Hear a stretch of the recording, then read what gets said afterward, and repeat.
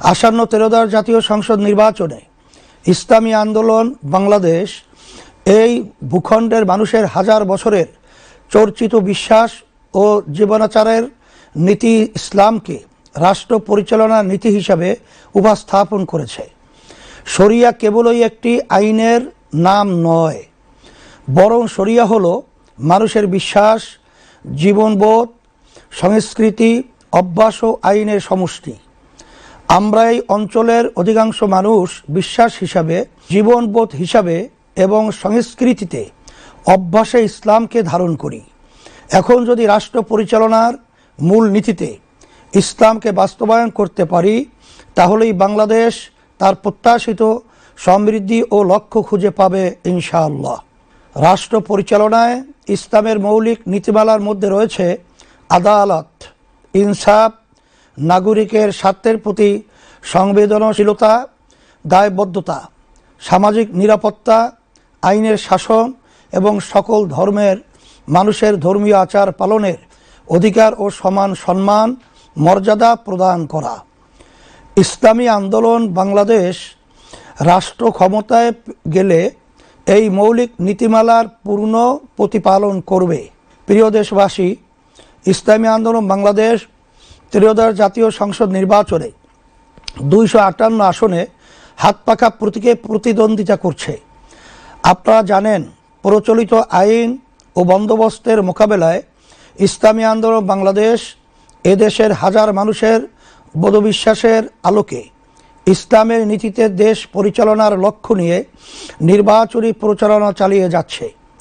আপনাদের থেকে যে স্বতঃস্ফূর্ত সাড়া আমরা পাচ্ছি তা আমাদেরকে আপ্লুত করছে।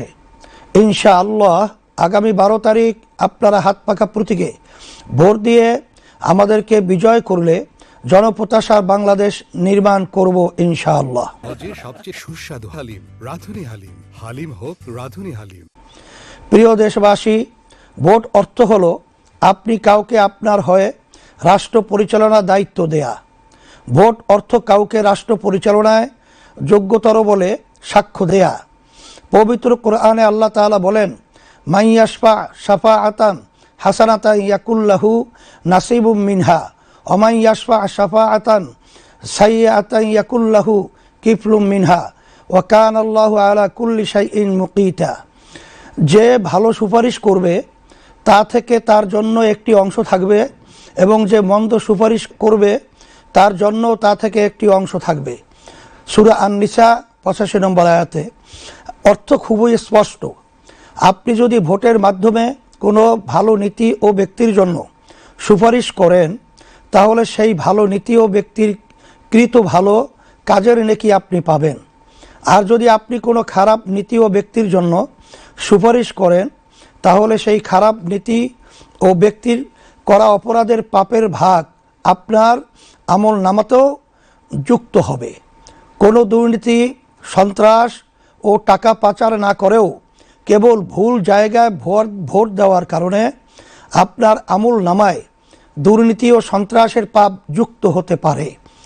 তাই ভোট প্রদান কেবল ইহকালীন বিষয় নয়, বরং একই সাথে একটি পরকালীন বিষয়ও বটে। তাই ভোট প্রদানে সতর্ক থাকতে হবে। প্রিয় দেশবাসী, ইসলামী আন্দোলন বাংলাদেশের ইশতেহার জাতির সাথে একটি প্রতিজ্ঞা।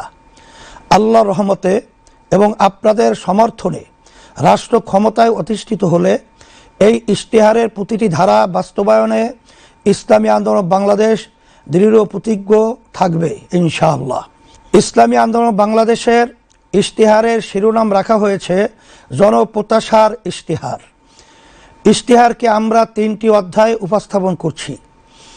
রাষ্ট্র গঠনে আমাদের নীতিগত অবস্থান, রাষ্ট্র সংস্কারে আমাদের পরিকল্পনা, খাত ভিত্তিক উন্নয়ন পরিকল্পনা এবং মৌলিক ইশতেহার।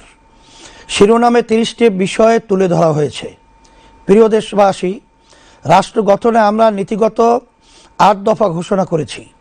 রাষ্ট্র পরিচালনার সকল ক্ষেত্রে ইসলামের মৌলিক নীতিমালার পরিপালন, ইসলাম প্রচলিত অর্থে ধর্ম বলতে যা বুঝায় তার চেয়েও বিস্তৃত একটি ধারণা।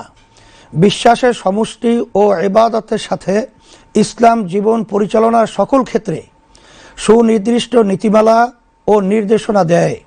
বিশেষ করে মানুষের সবচেয়ে বড় যৌথ প্রকল্প রাষ্ট্র ও শাসন সংক্রান্ত বিষয়ে ইসলামের নির্ধারিত, বিস্তৃত এবং বহু শতাব্দী চর্চিত রীতি নীতি ও বিধিমালা রয়েছে, যার আলোকে 1300 বছর মানব সভ্যতা শান্তি ও সমৃদ্ধির সাথে পরিচালিত হয়েছে। ক্ষমতার চর্চা ও হস্তান্তরে গণতান্ত্রিক পদ্ধতির অনুসরণ একটি ন্যায়ভিত্তিক, নিরাপদ, সুশাসিত ও সাম্যভিত্তিক বাংলাদেশ গড়ে তোলা হবে।